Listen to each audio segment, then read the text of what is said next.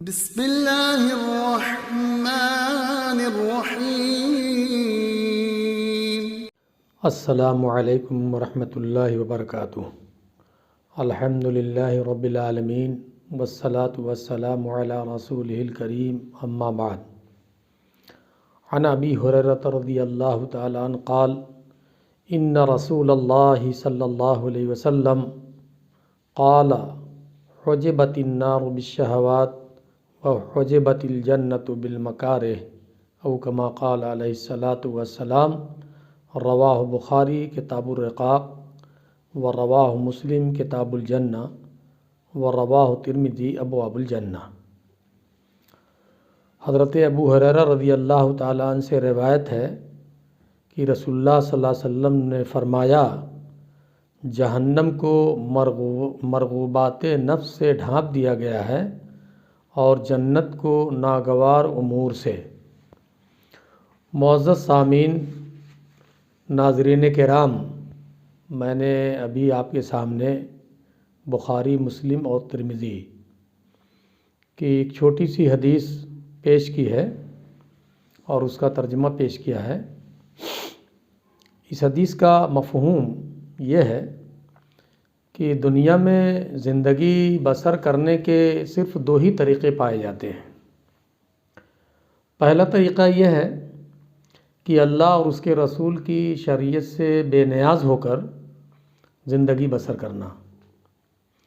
انسانی نفس یہی کچھ چاہتا ہے۔ جو لوگ بے لگام ہو کر زندگی بسر کرتے ہیں وہ خدا اور رسول کی اطاعت کا قلادہ اپنی گردن میں نہیں ڈالتے۔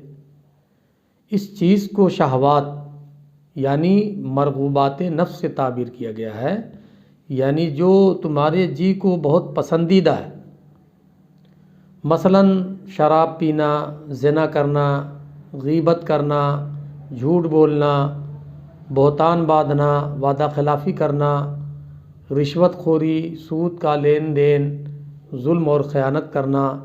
نفس کی یہ خواہشیں قیامت کے دن آگ کا روپ دھار لیں گی۔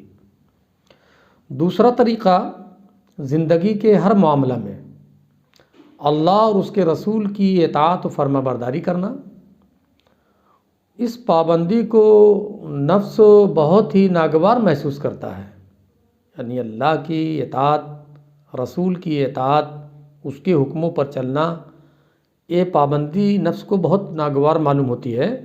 جو لوگ اللہ کی بندگی اور اس کے رسول کی اطاعت کرتے ہیں وہ نفس کے کسی فتنہ کا شکار نہیں ہوتے۔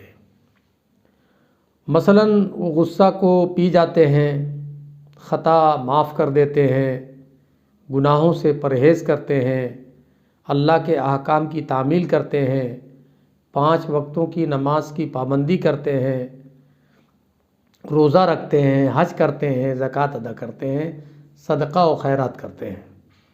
یہ چیزیں نفس پر بہت بوجھ ہوتی ہیں۔ ظاہر بات ہے، ٹھنڈک کے موسم میں نماز پڑھنا، گرمی کی شدید گرمی میں روزہ رکھنا، اور اسی طرح اور جو دین کے امور ہیں ان کو انجام دینے میں کیا ہے، نفس پر یہ چیز بہت گراں گزرتی ہے۔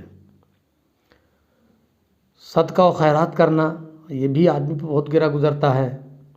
تو بوجھ ہوتی ہیں یہ چیزیں، چنانچہ اس کو حدیث میں جو میں نے حدیث پڑھی ہے اس کو مکارہ کہا گیا۔ مکارہ ناپسندیدہ چیز، جو ناگوار چیزیں ہوتی ہیں، تو مکارہ ناگوار امور سے تعبیر کیا گیا ہے۔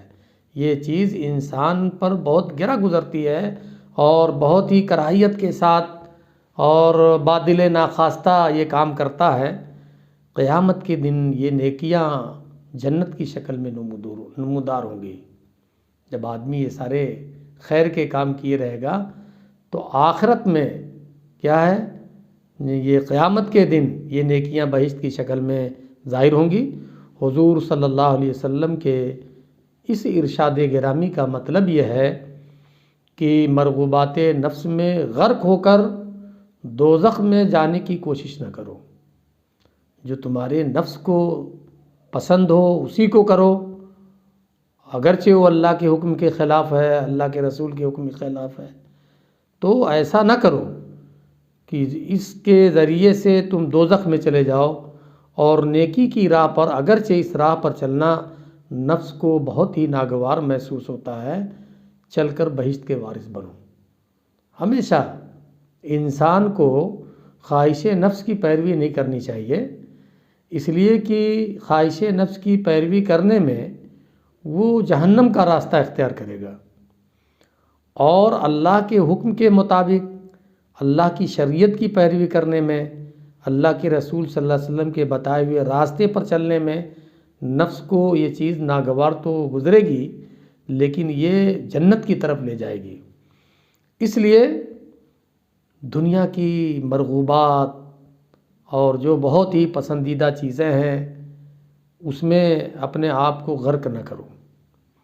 ہمیشہ اس دنیا کی زندگی میں ہر معاملے میں اللہ کے حکم کو معلوم کرو، اللہ کے رسول کے حکم کو معلوم کرو کہ یہ جو کام ہم کرنے جا رہے ہیں آیا یہ اللہ کی مرضی کے مطابق ہے، اللہ کے رسول صلی اللہ علیہ وسلم کے حکم کے مطابق ہے یا اس کے خلاف ہے۔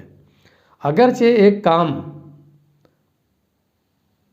آپ کے لیے بہت ہی بہتر معلوم ہو رہا ہے، خواہش نفس کے مطابق ہے، لیکن وہ شریعت کے خلاف ہے، تو شریعت کے خلاف اگر ہے تو آپ اس کو نہ کریں۔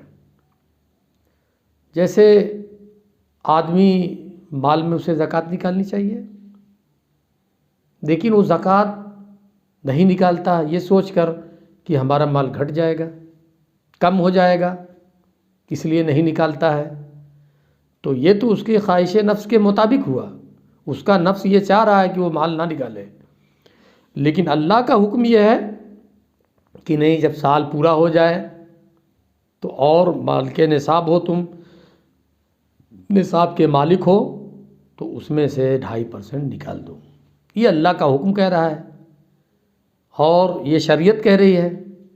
اللہ کے رسول صلی اللہ علیہ وسلم نے بھی اسی کا حکم دیا کہ اس کو نکال کر ان کے مستحقین تک پہنچا دو، تو ہمیں نکالنا چاہیے، اگرچہ ہمارے نفس پر وہ چیز ناگوار معلوم ہو رہی ہے لیکن نکالنا چاہیے۔ نماز پڑھنا بہت گرا گزر رہا ہے، بالخصوص ٹھنڈک کے موسم میں، سردی کے موسم میں، سخت جاڑے کے موسم میں، لیکن ہم نفس کی پیروی نہ کر کے ہم اللہ کے حکم کی پیروی کریں کہ یہ اللہ کا حکم ہے نماز کا پڑھنا، اس لیے ہمیں نماز پڑھنا چاہیے۔ تو ہر معاملے میں ہم اللہ کے حکم کو معلوم کرنے کی کوشش کریں، اگر اللہ کے حکم کے خلاف کوئی عمل ہے تو اس سے ہم باز رہیں، اور اللہ کے حکم کے مطابق جو کام ہو وہ ہمیں کرنا چاہیے۔ اللہ تعالی ہم تمام لوگوں کو اس کی توفیق عطا فرمائے۔ وآخر دعوانا الحمدللہ رب العالمین۔